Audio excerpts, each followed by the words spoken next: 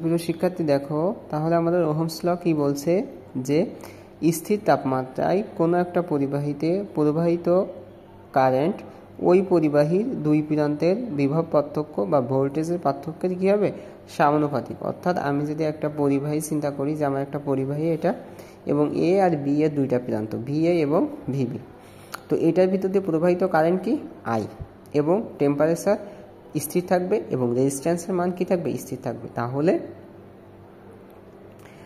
আমার যদি ভোল্টেজ বাড়ে কারেন্টের মানটা কী হবে, বাড়বে। আর যদি ভোল্টেজ কমে তাহলে কারেন্টের মানটা কী হবে, কমবে, এবং রেজিস্ট্যান্সের মান সেই ক্ষেত্রে স্থির থাকবে। তো এইটা প্রমাণ করার জন্য দেখো আমি এখানে দুইটা সার্কিট অঙ্কন করছি। এটা আমার ডিসি পাওয়ার সাপ্লাই, একটা অ্যামমিটার এবং একটা রেজিস্টার দিয়েছি। তো এখানে একটা আমি 1 কিলো ওহমের রেজিস্টার দিয়েছি, এবং সেমভাবে অপার একটা সার্কিটে এখানে একটা ডিসি পাওয়ার সাপ্লাই দিব, একটা অ্যামমিটার দিব এবং একটা 2 কিলো ওহমের একটা রেজিস্টার দিচ্ছি। এই যে আমার এখানে দুইটা রেজিস্টার আছে, একটা 2 কিলো ওহমের এবং একটা 1 কিলো ওহমের। শিক্ষার্থী আমি একটা ডাটা টেবিল তৈরি করছি। দেখো এখানে আমার applied voltage 4 volt, 6 volt, 8 volt, 10 volt. Measure current value for 1 kilo ohm, অর্থাৎ আমার 1 কিলো ওহম রেজিস্টারের জন্য আমি এখানে কারেন্টের মানগুলো পরিমাপ করব, এবং আমি মেজার ভোল্টেজটাও পরিমাপ করবো যে আমি অ্যাপ্লাইড ভোল্টেজ কত দিচ্ছি আর রেজিস্টারের আড়াআড়িতে আমি কত ভোল্টেজ পাচ্ছি, সেটাও আমি এখানে দেখব। তো শিক্ষার্থী এরপরে আমি যে কাজটা করব, আমার 2 কিলো ওহমের জন্য যে রেজিস্টার আছে সেই রেজিস্টারেও সেমভাবে আমি কারেন্ট পরিমাপ করব এবং ভোল্টেজ পরিমাপ করব।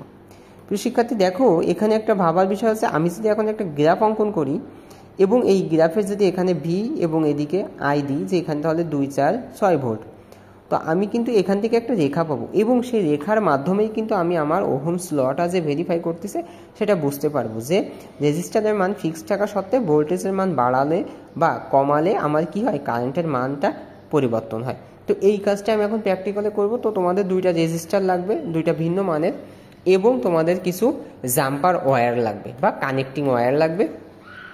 তো শিক্ষার্থী তোমার একটা মাল্টিমিটার প্রয়োজন হবে, এবং তোমার একটা অ্যামমিটারের প্রয়োজন হবে, এবং কি প্রয়োজন হবে, একটা ডিজিটাল ট্রেনার বোর্ড প্রয়োজন হবে যেখানে তুমি সার্কিট ইমপ্লিমেন্ট করবে। তো প্রিয় শিক্ষার্থী আমি এখন সার্কিটটা তোমাদের ডিজাইন করব এবং মান নিয়ে দেখাবো যে কিভাবে আসলে কাজ করে। তো শিক্ষার্থী দেখো এখন আমি আমার 1 নাম্বার সার্কিটটা এখানে সেট আপ করছি। কীভাবে সেট আপ করছি দেখো, আমার একটা 1 কিলো ওহমের রেজিস্টার, একটা অ্যামমিটার এবং একটা ডিসি পাওয়ার সাপ্লাই। এখান থেকে আমি ডিসি পাওয়ার সাপ্লাইটা দিব। তো শিক্ষার্থী তোমরা জানো যে অ্যামমিটার আমরা সার্কিটে সিরিজে কানেকশন করি। তো আমার ডিসি পাওয়ার সাপ্লাই, এটা হচ্ছে ডিসি পাওয়ার সাপ্লাই, তাহলে ডিসি পাওয়ার সাপ্লাই যে পজিটিভ প্রান্ত, ডিসি পাওয়ার সাপ্লাই পজিটিভ প্রান্ত কোথায় যাবে, আমার অ্যামমিটারের সঙ্গে যাবে, এবং ডিসি পাওয়ার সাপ্লাই যে নেগেটিভ প্রান্ত থাকবে সেই নেগেটিভ প্রান্ত আমার অ্যামমিটারের যে নেগেটিভ প্রান্ত থাকবে সেটা কোথায় আসবে, আমার রেজিস্টারের এক প্রান্তের সাথে আসবে, এবং রেজিস্টারের অপর প্রান্তের সাথে আমার কি হবে, ডিসি পাওয়ার সাপ্লাই নেগেটিভটা কানেকশন হবে। এখান থেকে সার্কিট দেখলে তোমরা একটু বুঝতে পারছো যে ডিসি পাওয়ার সাপ্লাই পজিটিভ প্রান্ত কোথায় আসবে, অ্যামমিটারে আসবে, এবং অ্যামমিটার থেকে নেগেটিভ প্রান্ত বের হয়ে কোথায় যাবে, রেজিস্টারে যাবে, এবং রেজিস্টারের অপর প্রান্তের সাথে আমার এই যে পাওয়ার সাপ্লাই যে নেগেটিভ আছে সেই নেগেটিভটা কানেকশন হবে। তো এখন দেখো আমি এখানে লিখছি যে 4 ভোল্ট, 6 ভোল্ট, 8 ভোল্ট, 10 ভোল্ট। তো এখন আমি আমার ডিসি পাওয়ার সাপ্লাই থেকে কত ভোল্ট দিব, 4 ভোল্ট দিব। তো এখানে 2 আছে, এটাকে বাড়ায় আমি এই যে ভ্যারিয়েবল দিয়ে 4 ভোল্ট করে নিলাম। এই যে এখন আমার ভোল্টেজ হয়েছে কত, 4 ভোল্ট। এখন আমি দেখবো যে আমার অ্যামমিটারে কি পরিমাণ কারেন্ট শো করতেছে। আমি দেখছি যে আমার অ্যামমিটারে প্রায় 4.5 মিলি অ্যাম্পিয়ার কারেন্ট শো করতেছে। তাহলে সেটা এখন আমি আমার ডাটা টেবিলে এখানে আমি নোট করব যে 4.5 মিলি অ্যাম্পিয়ার কারেন্ট। এখন আমি চাইলে কি করতে পারি প্রিয় শিক্ষার্থী, এই R1 এর আড়াআড়ি যে ভোল্টেজটা আছে সেটা মাল্টিমিটার দিয়ে কাউন্ট করতে পারি। তা আমি এখন ভোল্টেজটা কাউন্ট করি। প্রিয় শিক্ষার্থী এখন আমি ভোল্টেজটা বাড়ায় কত করব, 4 এর জায়গায় এখন আমি 6 ভোল্ট করব। হ্যাঁ, তো এই যে আমার 6 ভোল্ট হয়ে গেছে। 6 ভোল্টের জন্য কারেন্টের মান কত দেখব, 6 ভোল্টের জন্য কারেন্টের মান অলমোস্ট আমার 6 এর একটু বেশি, আমি 6 মিলি অ্যাম্পিয়ার লিখলাম। তাহলে 6 ভোল্টের জন্য কারেন্টের মান হচ্ছে আমার 6 মিলি অ্যাম্পিয়ার। সেমভাবে 8 ভোল্ট এবং 10 ভোল্টের জন্য আমি দুইটা ডাটা নিয়ে নিব। তো শিক্ষার্থী দেখো আমি 10 ভোল্ট অ্যাপ্লাই ভোল্টেজ দিছি, এবং আমার কারেন্টের মান কত আছে দেখো, 10 বা 11 মিলি অ্যাম্পিয়ার। তাহলে আমি কারেন্টের মানটা লিখলাম 11 মিলি অ্যাম্পিয়ার, 11 মিলি অ্যাম্পিয়ার। তো এটা আমার R1 রেজিস্টারের জন্য নেওয়া শেষ হলো। এখন আমি কি করব, আমার রেজিস্টারের ভ্যালুটা চেঞ্জ করে কত 2 কিলো ওহমের একটা রেজিস্টার দিব। তাহলে এখন এখানে আমার সার্কিট যে কানেকশন আছে এই অবস্থায় থাকবে, শুধুমাত্র রেজিস্টারটা খুলে এখানে আমি একটা 2 কিলো ওহমের একটা রেজিস্টার দিয়ে দিব। শিক্ষার্থী দেখো, তাহলে এখন কিন্তু আমি এখানে একটা 2 কিলো ওহমের রেজিস্টার কানেকশন করে নিচ্ছি। তো কানেকশন কেমন হবে, এই যে ডিসি পাওয়ার সাপ্লাই, এই মাল্টিমিটারের সাথে অ্যামমিটারের সঙ্গে কি যাবে, পজিটিভ প্রান্ত যাবে, অ্যামমিটারের নেগেটিভটা কোথায় যাবে, রেজিস্টারের সঙ্গে, আর রেজিস্টার থেকে নেগেটিভটা বের হয়ে আমার ডিসি পাওয়ার সাপ্লাই যাবে। সেম কানেকশন যা আছে আমি সেইভাবে দিয়েছি। এখন আমি অ্যাপ্লাইড ভোল্টেজ কত দিব, দেখো এখানে আমি অ্যাপ্লাইড ভোল্টেজ দিয়েছি 4 ভোল্ট। তাহলে এখানে দেখছি 4 ভোল্টের জন্য আমার কারেন্ট কত, মোটামুটি 2 মিলি অ্যাম্পিয়ার। তাহলে আমি কারেন্টের মান লিখলাম এখানে 2 মিলি অ্যাম্পিয়ার। তো এখন সেমভাবে আমি 6 ভোল্ট এবং 8 ভোল্টের জন্য দিয়ে নেব। তো এখন আমি এখানে 6 ভোল্ট করলাম। 6 ভোল্টের জন্য দেখো কারেন্টের মান অলমোস্ট আমার 3 মিলি অ্যাম্পিয়ার। 6 ভোল্টের জন্য 3 মিলি অ্যাম্পিয়ার। এবং এখন আমি কি করব, আমার এরপরে 8 ভোল্ট করব। 8 ভোল্ট করব।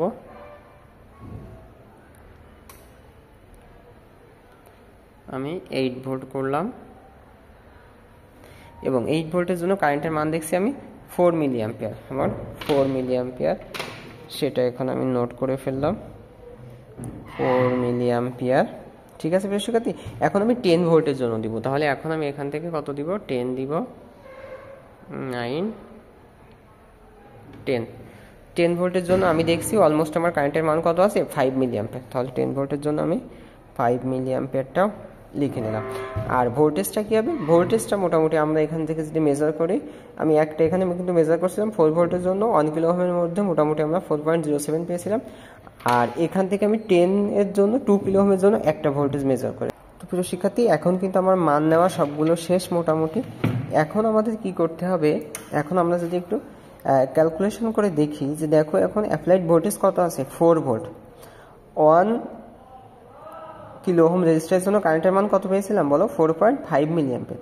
তো শিক্ষার্থীকে একটু লক্ষ্য করো, এখন রেজিস্টারের মান কত আছে, 2 কিলো ওহম, এবং অ্যাপ্লাইড ভোল্টেজ কিন্তু 4 ভোল্ট ছিল, 4 ভোল্টই আছে। কারেন্টের মান কত আছে দেখো তো, 2 মিলি অ্যাম্পিয়ার।